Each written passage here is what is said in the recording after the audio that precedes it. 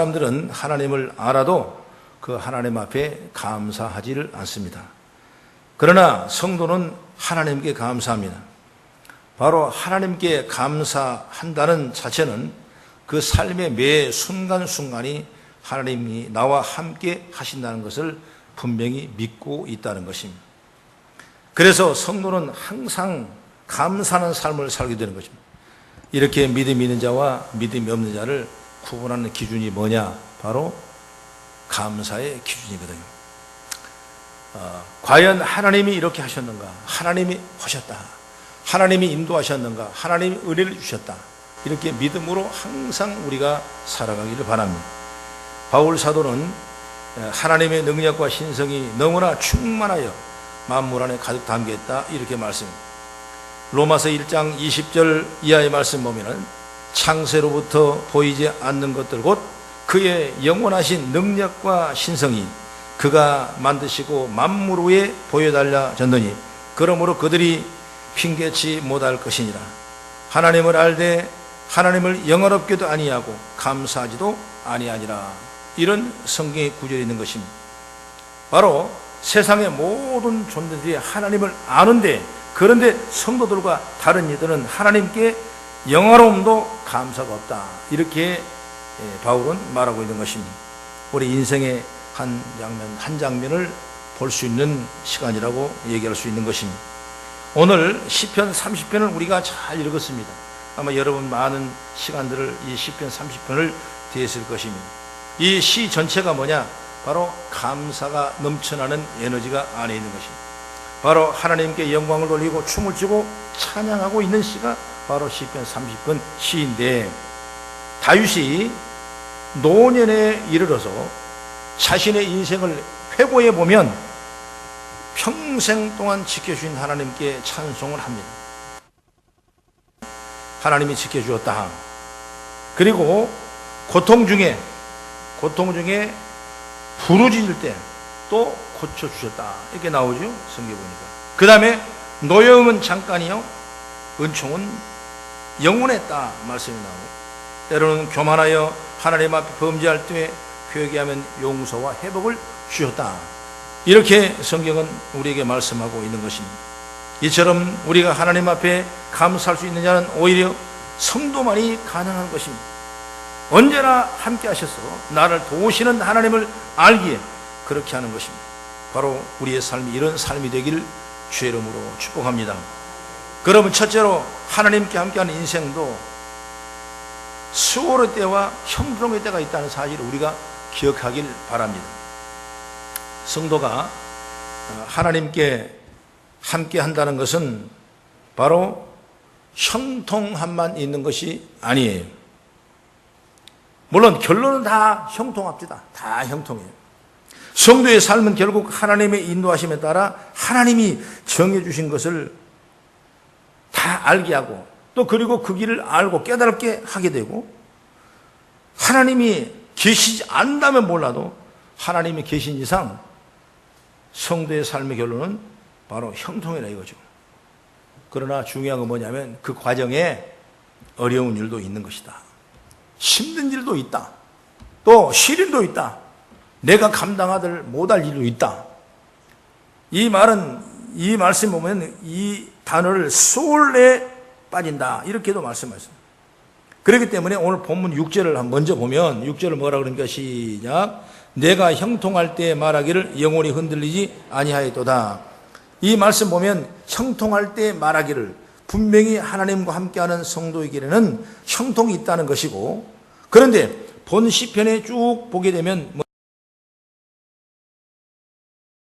여호와 내 하나님이여 내가 주께 부르짖음에 나를 고치셨나이다.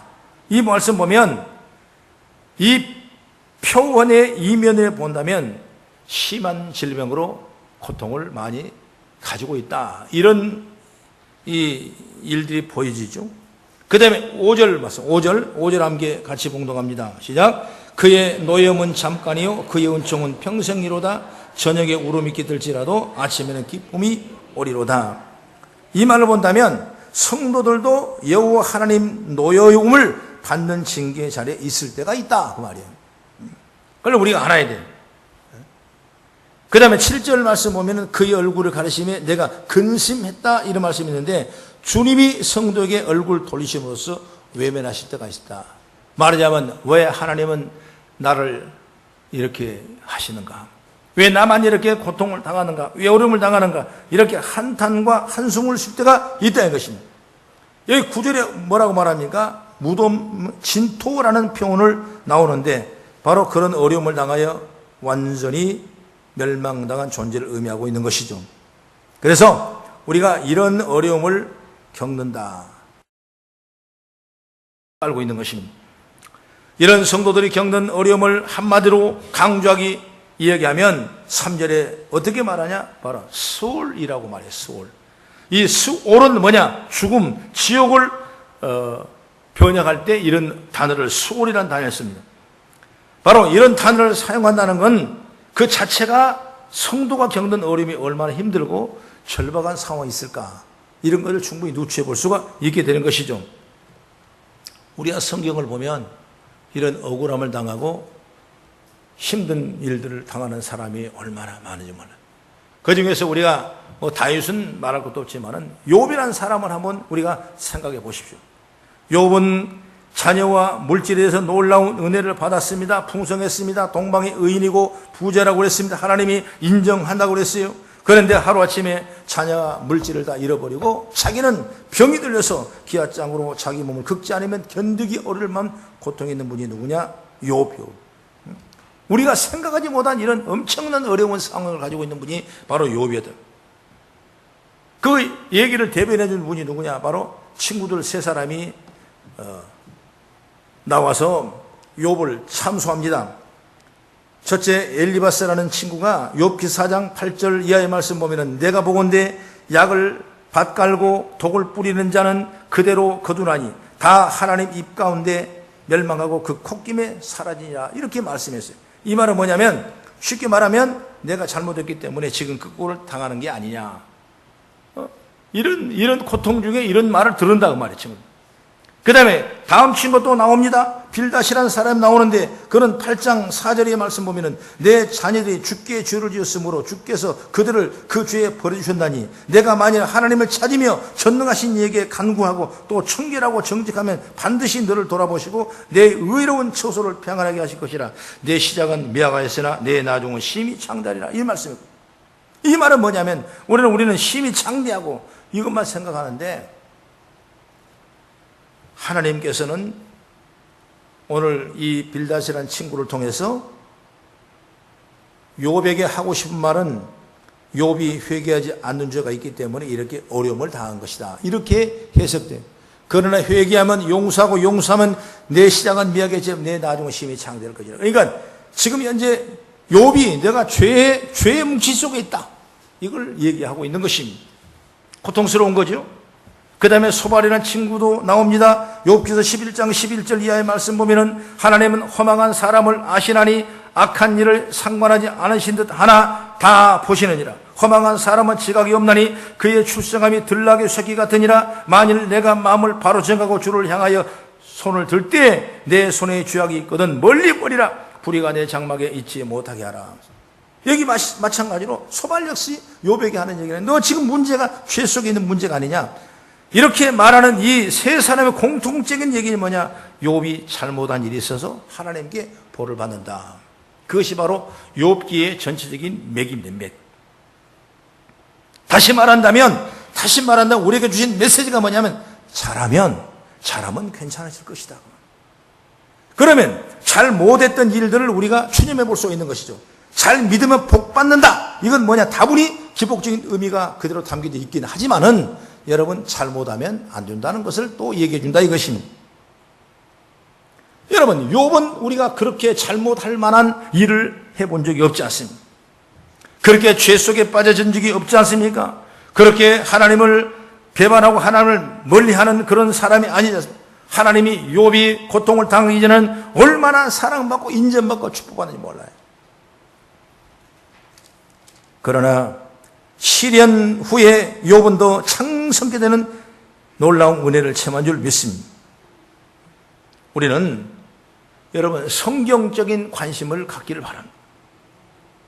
하나님께서는 당신의 온전한 뜻에 따라 우리에게 필요한 것들을 가져다 주십니다. 그리고 그 안에는 언제나 시련과 어려움도 함께 있다는 사실을 알아야 됩니다. 시련과 어려움이 없이 일할 수 없는 겁니다. 그걸 잘 우리가 믿고 아는 지혜가 열리기를 바랍니다. 형통할 때는 하나님이 살아 계신 것 같기도 하지만은 시련의 때가 되면 하나님이 나를 멀리 하시나 하고 생각되는데, 그런 생각을, 시련이 온다면 그 시련을 이겨낼 수 있는 지혜가 있어야 됩니다. 어려움이 온다면 그 어려움을 이겨내고 창성한 복을 받을 수 있는 기회가 열려야 돼야 돼요. 여러분, 축복은 그 안에 시련도 포함된 줄 믿으라고 말이에요. 하나님은 자녀들에게 필요에 따라 형통뿐만 아니라 때로는 시련도 주신다고 말이에요. 오늘 본문에 나오는 스골이라는 단어를 아까 얘기했지만은 이 어려움을 주실 때 표현이 바로 스골이거든요. 그러나 명심할 것은 뭐냐, 형통할 때뿐만 아니라 그의 시련 때에도 하나님께서는 자녀들을 떠나지 않으신다는 것을 얘기하고 있는 것이죠. 어디에서? 때까지 하나님께서는 떠나지 아니하시고 거기서 건져내신 분이 누구냐? 하나님이시라 이거. 그래서 3절 말씀 보세요. 함께 같이 읽겠습니다. 시작. 여호와여, 주께서 내 영혼을 수월에서 이끌어내어 나를 살리사 무덤으로 내려가지 아니하게 하셨나이다. 할렐루야. 온갖 저주에서 해방하게 하십니다. 악한 더러운 죄에서 해방하게 하십니다. 저 여러분을 가장 기쁨의 축복의 통로로 열어주게 될 줄 믿습니다. 여러분, 잠깐 연단과 시련을 줄 뿐이지 그것이 하나님 우리에게 영원한 주신 고통이 아니라고 말이에요. 여러분, 여기 분명히 말씀했습니다. 하나님이 분명히 여기 오늘 우리 말씀했습니다. 그의 노염은 잠깐이요 그의 은총은 평생이로다. 저녁에는 울음이 깃들지라도 아침에는 기쁨이 오리라고 말씀했습니다. 내가 형통할 때 말하기를 영혼이 흔들리지 아니하리라 말씀했습니다. 그렇기 때문에 우리는 하나님과 함께하는 길에서 어떤 상황이 오더라도 의심하지 않는 게 중요한 겁니다. 어떤 상황에서도 하나님을 인정하고 하나님과 함께하는 게 중요한 것입니다. 잠언 3장 6절에 말합니다. 너는 범사의 것을 인정하라. 그리하면 내 길을 지도하시리라 말씀. 잠언서 16장 3절에도 너희 행사를 여호와께 맡기라. 그리하면 내가 경영하는 것을 이루어 주리라 말씀했습니다. 여러분, 우리가 환경 앞에 수고할 때가 있고 형통한 때가 있다면 이때나 항상 하나님 앞에 감사하기를 축복합니다. 감사란 건 형통할 때만 있는 것이 아니라 어려울 때, 그리고 혼자 있을 때, 그리고 어려운 상황에 빠져 있을 때, 그럴지라도 하나님을 감사하는 거예요. 그게 하나님께 하시는 하나님을 믿는 겁니다. 오늘 하나님이 저와 여러분이 함께하는 삶이 되기를 주의 이름으로 축원합니다. 그리고 두 번째는 내려갈 때 오히려 여호와를 찬양하고 기도하라 그 말이에요. 사람이 내려가는 길이 있는 것입니다. 올라가는 길이 있으면 여러분 내려가는 길이 있는 거예요. 내 힘으로 능으로 감당하지 못한 환경도 있는 것입니다. 여기 여호와께서는 우리에게 수월에 있을 때에도 우리와 함께 하는데 이것을 잊지 말라 그 말이에요. 할렐루야. 그래야 그 하나님을 의지하고 시련을 이길 수가 있게 되는 것입니다. 오늘 본문의 4절에 말합니다. 주의 성도들아 여호와를 찬송하며 그의 거룩함을 기억하며 감사하라. 이렇게 말했는데 그 전에 3절의 말씀 보니까 수월에 내가는 것을 때를 얘기하는 것입니다. 그렇기 때문에 어려울 때 오히려 여호와를 찬송하라. 거룩한 하나님을 기억하고 그에게 감사하라고 말이에요. 참 어렵죠. 사람이니까. 그러나 믿음이 있으면 말씀을 보면 성령이 역사하시면 어떤 어려움도 내가 이길 수 있는 놀라운 기회가 된 줄 믿으시기 바랍니다. 여러분, 어렵고 힘들다고 원망하며 절망 속에 주저앉지 마십시오. 오히려 그런 상황일수록 하나님께 찬양하며 나가는 것이 가장 바람직한 일이다 그 말이에요. 찬양은 그 자체를 하나님을 높이는 것도 되지만은 찬양을 하다 보면 하나님께 다시 기억하게 되고 하나님의 놀라운 은혜를 입게 된다 그 말이죠. 그래서 찬양하다 보면 오히려 찬양하는 자가 힘을 얻습니다. 찬양 중에 거하시는 주님을 만나기를 주의 이름으로 축원합니다. 그래 찬양은 능력이라고 하는 생각이에요. 할렐루야. 여러분 사도행전 16장의 말씀 보면 베드로가 복음을 전하다가 바울과 실라가 어디로 갑니까? 감옥에 내려가니 감옥에. 바울과 실라가 감옥에 내려가서 얻어맞고 고통을 당하고 착고를 채워주고 어느 누구도 바울을 건질 만한 사람이 없는데 그날 하나님을 원망하지 않냐고 찬미하고 기도하고 찬양하니까 하나님께서 지진을 내서 옥문이 흔들리게 하고 착고가 풀어지게 하고 그 옥속에 구원받은 놀라운 은총을 입은 걸 볼 수가 있어요. 하나님은 그렇게 하시다고. 믿으시면 아멘. 할렐루야. 여러분 조금 어려울지라도 힘들어하지 마십시오. 하나님은 좋은 일로 축복하실 줄로 믿으시 바랍니다.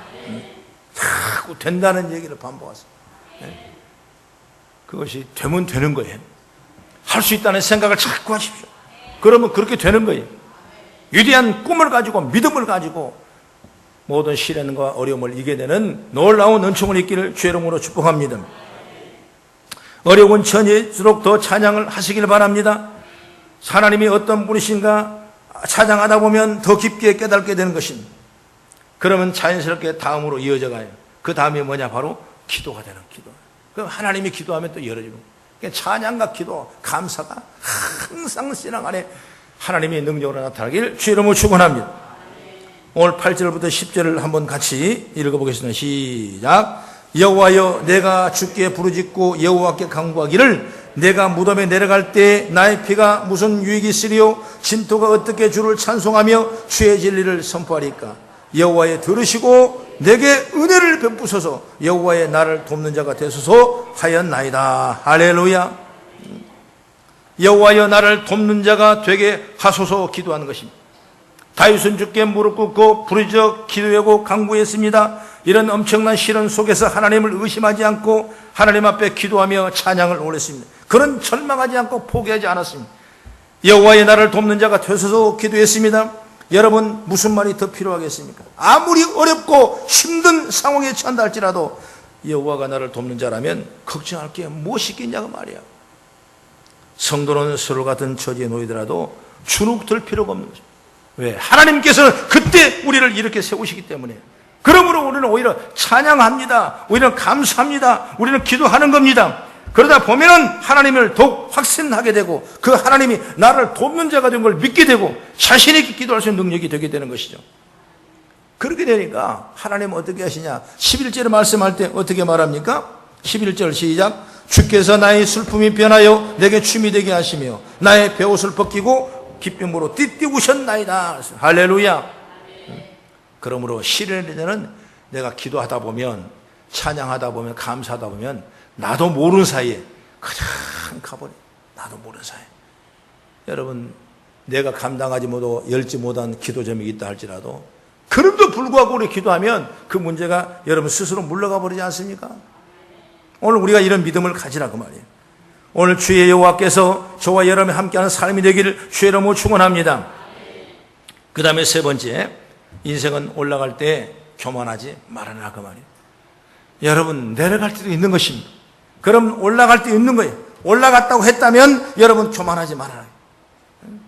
우리는 보통 형통할 때는 별로 걱정을 하지 않습니다.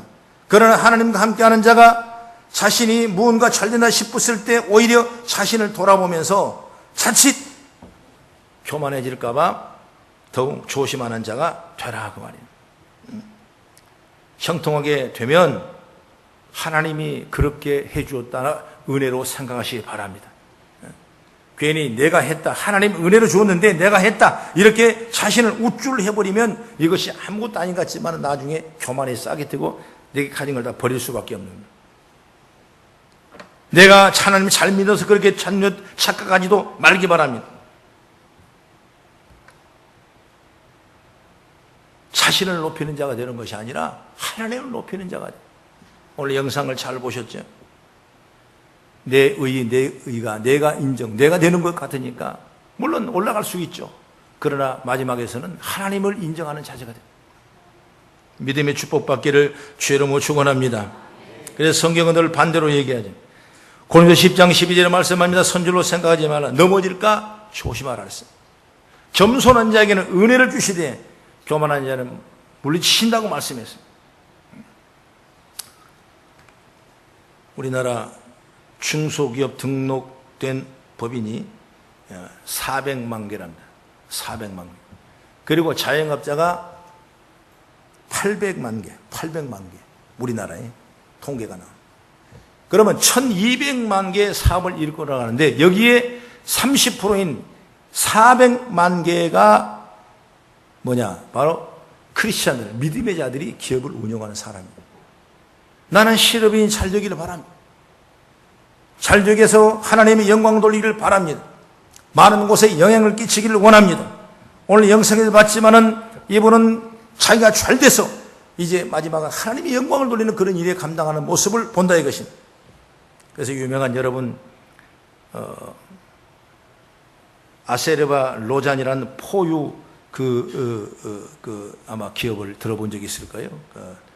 의류 포유라는 올 포유 그런 의류. 최웅섭 회장님이 CEO 기업가인데 바로 신앙의 철저한 신앙의 기업가예요.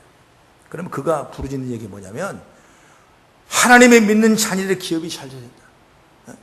잘 400만 개인데 이 400만 개 기업만 잘 되면 하나님 나라만 이루어진다면 하나님 영광만 드러난다면 못할 것이 없다. 그래서 이분은 그들을 교육하는 그런 프로그램도 만들어서 일을 한다고 그래요. 그가 신념이 뭐냐? 내가 굶주려도 불을 뜯지 않는 사자처럼 하나님이 주신 멍석에서 마음껏 놀겠다 그 말이에요. 그러니까 하나님이 하신 일 가운데 하나님이 주신 축복을 통해 내가 열심히 하겠다. 그 신념과 믿음을 가지니까 되더라 이것입니다. 오늘 기업하는 사람들이 하나님을 멀리해서는 안 돼요. 오늘 학생들이 하나님을 멀리해서는 안 돼요. 여러분 학문을 많이 가져서 하나님을 멀리해서는 안 돼요. 올라가면 올라갈수록 더 하나님을 겸손히 섬기고 하나님 앞에 의지하고 하나님의 지혜를 강구하는 그런 믿음의 삶이 되어진다고 말이에요. 할렐루야. 그러니까 좋은 일을 참 많이 하시다. 그래서 400만 개의 우리 크리스찬 기업이 새로 거듭나기를 원한다고. 실업인 선교회가 실업인들이 잘 되기를 바란다. 그래야 교회에 영향력을 끼치게 되고 수많은 하나님의 영광을 돌리는 그런 복전에 쓸 수 있다. 여러분 그런 믿음의 지혜를 받기를 바랍니다. 올라갈 때 잘하는 것, 더 영향력을 끼칠 만한 능력이 되기를 바랍니다. 일이 잘 될 때 우리가 더 잘해요. 신앙도 마찬가지입니다. 하나님의 은혜가 나에게 충만하고 여겨질 때 오히려 겸손하게 하나님의 은혜를 바라보고 감사하는 자가 되기를 주의 이름으로 축원합니다. 신앙도 마찬가지. 영적으로 영이 열리고 믿음의 은혜가 충만하고 성령으로 영광이 드러날 때 우리는 더 겸손히 하나님을 바라보고 주를 향한 아름다운 모습이 되길 주의 이름으로 축원합니다. 오늘 본문 12절에 마지막에 말합니다. 이는 잠잠하리 아니하고 내 영광으로 주를 찬송하심이니 여호와의 나의 하나님이여 내가 주께 영원히 감사리로다. 하나님을 영원히 찬양하고 영원히 감사하고 나가는 이 다윗의 시편 30편의 모습을 우리가 보는 거죠. 때로는 어려울 때가 있습니다. 환난이 올 때가 있습니다. 수월이란 의미적인 단어를 주면서 고통을 당할 때가 있습니다. 그러나 그 수도 하나님께서 우리를 이끌으시고 올리신 분이 하나님이시. 할렐루야. 바로 성도의 삶은 하나님이 함께 하신 삶이다. 우리는 이것을 늘 기억하고 살기를 바랍니다. 시편 23편 4절의 말씀에도 사망의 음침한 골짜기를 달릴지라도 해를 받지 않으면 주께서 나와 함께 하심이라 주의 지팡이가 막대기가 나를 안위하시나이다. 사망의 음침한 골이 내려갈지라도 다윗은 그런 고백을 한 거예요. 하나님이 나와 함께 하신다면, 주의 지팡이가 막대기가 나를 안위하신다면 우리가 이런 믿음을 가지고 나가요. 여러분 우리는 축복받은 사람이요, 미래가 보장된 사람이요, 하나님의 영광이 드러날 사람이요, 여러분 성공한 사람이요, 여러분 복받은 사람이요, 하나님을 사랑받은 사람이요. 성도의 삶도 이런 삶이 되기를 바랍니다. 그러니 성도는 항상 하나님 앞에서 자신감 있게 살기 바랍니다. 찬송하며 감사하며 깨어있기를 바랍니다. 주님 앞에 구하며 나가는 지혜가 열리기를 주의 이름으로 축원합니다. 할렐루야. 얼마나 귀한 말씀이겠. 쭉 한번 예배 끝나고도 한번 또 한번 읽어보세요. 여호와여 내게 주께 부르짖고 간구하기를 내가 무덤에 내려갈 때 나의 피가 무슨 유익이 있으리요 진토가 어떻게 주를 찬송하며 주의 진리를 선포하리까. 여호와여 들으시고 내게 은혜를 베푸소 여호와를 나를 돕는 자가 되게 하였나이다. 할렐루야. 하나님은 우리를 도와주시는 거예요. 무엇 때문에? 내가 찬송하고 기도하며 교만하지 않아 겸손하며 간구하며 감사하니까 하나님이 우리의 기도를 들어주셔서 나를 돕는 자가 되다. 아니 하나님이 돕는데 얼마나 감사한 거예요. 하나님이 이길 자가 누가 있겠어요? 기회받은 사람은 철저하게 하나님 앞에 도움을 받아야 돼. 다른 생각하면 안 돼. 내가 주장되면 안 돼. 기도하고 찬송해 보면 하나님이 아이디어를 주시고 음성을 주시고 지혜를 주시는 거예요. 그렇게 해서 믿음으로 여러분이 다 축복받는 기업되고 여러분이 신앙되고 가정되기를 주의 이름으로 축원합니다. 그리고 겸손하게 하나님을 의지하는 자가 되면 됩니다. 천지 만물을 창조하신 여호와 하나님께 나를 돕는 자가 되시는데 여러분 두려울 필요가 있겠냐고 말이에요. 두려울 필요가 없죠. 하나님은 우리를 너무나 사랑하셔요. 하나님은 여러분을 사랑하심. 하나님은 우리와 함께 하십니다. 영원히 함께 하신 주님을 찬양할 수 있는 다윗처럼 우리 고백이 되어지기를 주의 이름으로 축복합니다. 기도합니다.